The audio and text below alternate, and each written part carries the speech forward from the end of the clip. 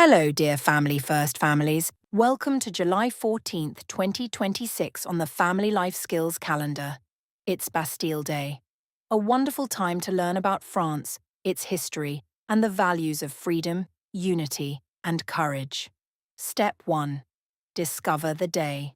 Tell your family that Bastille Day is the National Day of France.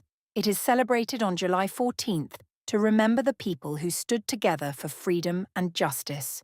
Step 2. Find France. Use a world map or globe to locate France.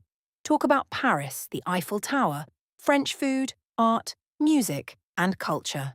Step 3. Learn the story. Explain simply that long ago, people in France wanted fairness and equal rights. Bastille Day reminds us that unity can bring positive change. Step 4. Make a flag. Create the French flag using blue, white, and red paper, crayons, or paints. Discuss how every country has special symbols and traditions. Step 5. Share and celebrate. Ask each family member to share one new thing they learned.